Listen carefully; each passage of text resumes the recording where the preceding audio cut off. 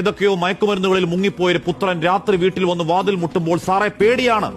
ആ ലഹരിയിൽ അവൻ എന്നെ കാണുന്ന അമ്മയെ പോലെയല്ല. ആവർത്തിക്കുന്ന അന്ധക മക്കളുടെ വാർത്ത കേട്ട് അയ്യോ എന്റെ കേരളമേ എന്ന് വ്യാജമായി പരിതപിക്കല്ലേ. അമ്മയെ സഹോദരിയെ കണ്ടാൽ തിരിച്ചറിയാത്തവണ്ണം രണ്ടാമത് ആലോചിക്കാതെ മാതാവിന്റെ കഴുത്തറക്കാനും മാത്രം തലച്ചോറിൽ തിമിരം ബാധിച്ച തലമുറ പിഴച്ചു പോകുന്ന കാര്യം ഇന്നു രാവിലെ നമുക്കുണ്ടായ തിരിച്ചറിവല്ല. 5ാം ക്ലാസ്സിൽ പഠിക്കുന്ന 6ാം ക്ലാസ്സിൽ പഠിക്കുന്ന കുട്ടിക്ക് കയ്യെത്തും ദൂരത്താണ് ഈ കാളകൂട മരുന്നുകൾ എന്ന് പകൽ പോലെ വ്യക്തമായിട്ടും ആ വിഷ്യസ് സർക്കിളിൽ മരണത്തിന്റെ വ്യാപാരികളെ പൂട്ടാൻ ഭരണകൂടം സ്വീകരിച്ച നടപടി എന്താണ്?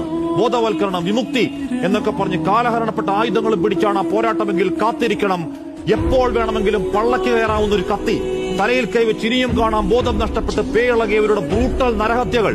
കൗമാരമെത്തും മുന്നേ അടിപ്പെട്ട് ദ്രവിച്ചില്ലാതാകുന്ന ഇളം പ്രായത്തിന്റെ കൂട്ടക്കുഴിമാണങ്ങൾ എന്തെങ്കിലുമൊക്കെ കെൽപ്പോടെ ചെയ്യണം സർക്കാർ. എന്നിട്ടാകാം ഇലപ്പുള്ളിയിൽ വെള്ളമൂറ്റി ലഹരിയുണ്ടാക്കാൻ കള്ളുകച്ചവടക്കാരന് പരവതാനി. പ്രിയമുള്ളവരെ, ഈ മയക്കങ്ങളൊക്കെ കാണുന്നത് വിദേശ രാഷ്ട്രങ്ങളിലാണ്. ഇന്ന് നമ്മുടെ നാടുകളിലും ഇതേപോലെയുള്ള മയക്കങ്ങൾ കണ്ടുകൊണ്ടിരിക്കുകയാണ്. എന്താണ് നമ്മുടെ അവസ്ഥ? എങ്ങോട്ടാണ് നമ്മുടെ പോക്ക്? നമ്മുടെ കുട്ടികളുടെ അവസ്ഥ ഇനി എന്താകും? ലഹരിയും പ്രണയവും അതുവഴി കൊലക്കത്തിയിലേക്കുമൊക്കെയാണ് എത്തി നിൽക്കുന്നത്. കൊല്ലുന്നവരാരാണെന്നൊന്നുമില്ല.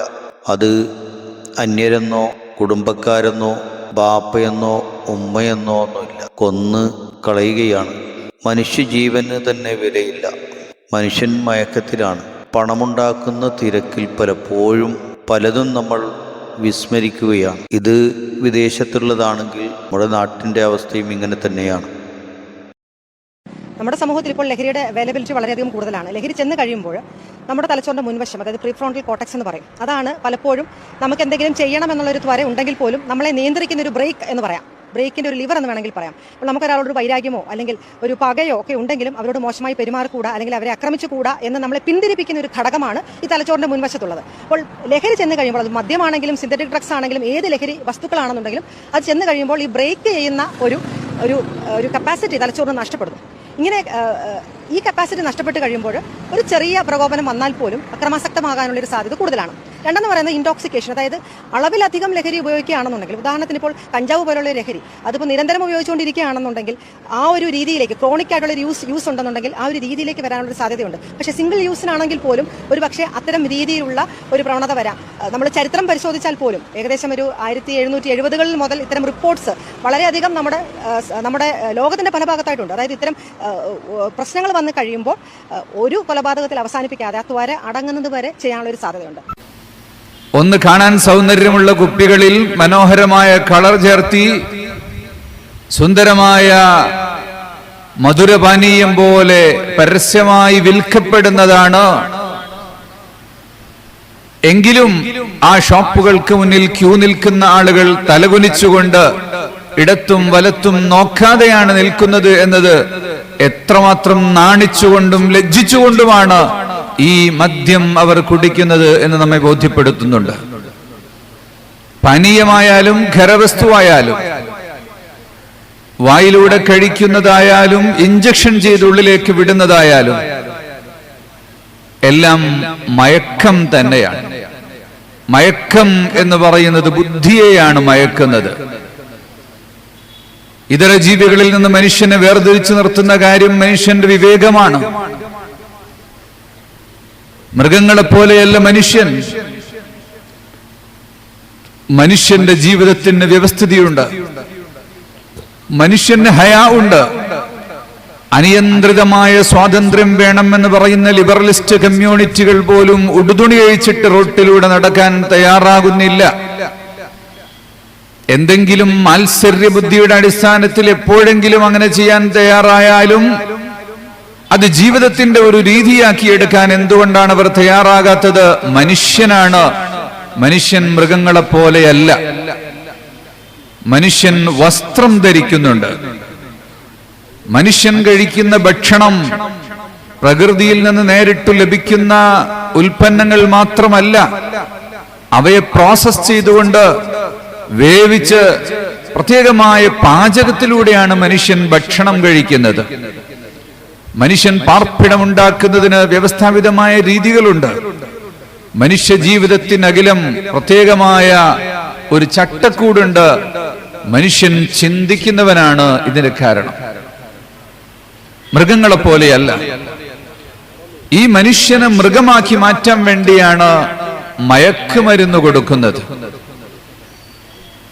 മയക്കുമരുന്ന് ഉപയോഗിക്കുന്നവര്, അതിന്റെ അടിമകളായി പോയവരാരും തന്നെ ഈ മയക്കുമരുന്നിന്റെ ദൂരവ്യാപകമായ പ്രത്യാഘാതത്തെക്കുറിച്ചുള്ള ബോധത്തോടുകൂടി അത് മനസ്സിലാക്കിക്കൊണ്ട് സ്വമേധയാ അതിലേക്ക് കടന്നു വരുന്നവരല്ല എന്ന് നമുക്കറിയാം. എല്ലാറ്റിനും പിറകിൽ കച്ചവടമാണല്ലോ. സംസ്ഥാനത്തിന്റെ അതിർത്തി കടന്നു വരുന്നതും രാജ്യാതിർത്തികൾ കടന്നു വരുന്നതും എല്ലാം സമുന്നതരായ ഉദ്യോഗസ്ഥന്മാരുടെയും ഭരണകൂടങ്ങളിലെ പ്രമുഖരായ പലരുടെയും ഒത്താശകളോട് കൂടി തന്നെയാകണം, അല്ലാതെ ഇതൊന്നും കടന്നു വരികയില്ല. ഈ വലിയ റാക്കറ്റ്, മയക്കുമരുന്ന് മാഫിയ, അത് അന്താരാഷ്ട്ര മാഫിയയാണ്.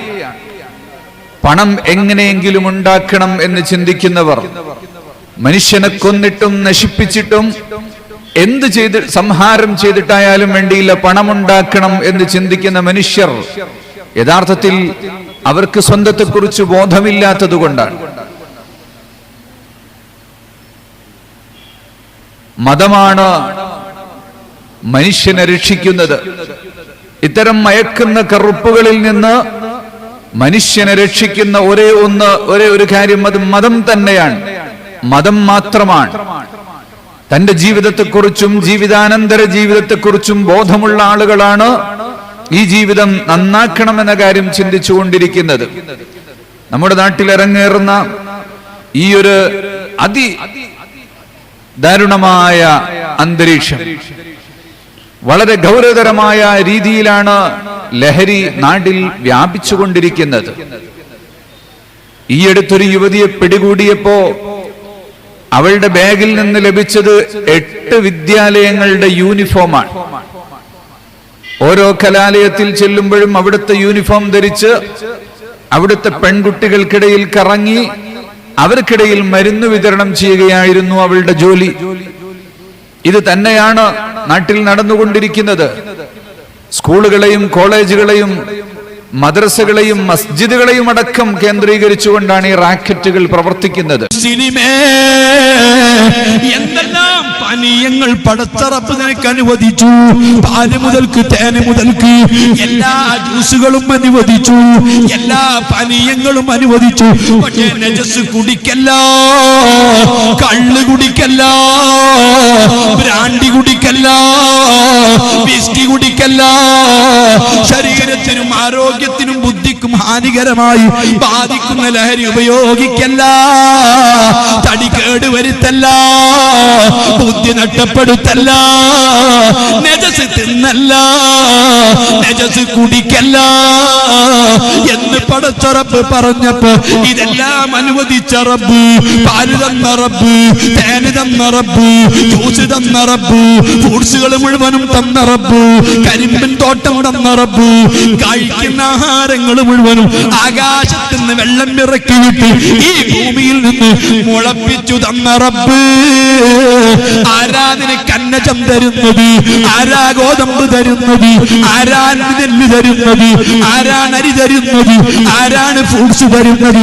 എല്ലാം ഭൂമിയിൽ നിന്ന് മുളപ്പിച്ചു തരുന്ന പടച്ച റബ്ബിനെ മറന്നില്ലേ, ധിക്കരിച്ചില്ലേ? അവൻ വിലക്കിയത് മാത്രം നീ കുടിച്ചു അല്ലേ? ലഹരി കിട്ടാതെ ഉറക്ക് വരുന്നില്ല അല്ലേ? സുബ്ഹാനല്ലാഹ്. പല ചെറുപ്പക്കാരും ലഹരി ഉപയോഗിക്കുന്നവരാ. അതേ ലഹരിയില്ലാതെ ജീവിക്കാൻ പറ്റാത്ത മുസ്ലിം ചെറുപ്പക്കാരാ ഞാൻ തന്നെ ഒരുപാട് കണ്ടിട്ടുണ്ട്. വാദരംഗത്ത് സജീവമാ, നിസ്കാരത്തിന് സജീവമാ, റൂസ് കമ്മിറ്റിയിൽ സജീവമാ, പള്ളി കമ്മിറ്റിയിൽ സജീവമാ, അതേ സമയത്ത് ചുണ്ടിന് ഹാൻസാ. ലഹരി ഉപയോഗിക്കുന്നവരല്ല, അല്ലാഹു തആല കൽപ്പി വിരോധിച്ച കാര്യങ്ങൾ മഅ്സിയത്തുകൾ ലോകത്ത് പരസ്യമായി ചെയ്യുകയല്ലേ. അരുതെന്ന് പറയാൻ, നിരുത്സാഹപ്പെടുത്താൻ, ബോധവൽക്കരണം നടത്താൻ സമൂഹത്തിൽ ആളില്ല, പറയാനാളില്ല, നിരോധിക്കാൻ ആളില്ല. ആ കാലത്ത് ഈ ലാ ഇലാഹ ഇല്ലല്ലാഹ് നിങ്ങൾക്ക് ഒരു ഫലവും ചെയ്യൂല, ഉത്തരം കിട്ടൂല. മുഹമ്മദുർ റസൂലുള്ളാഹ്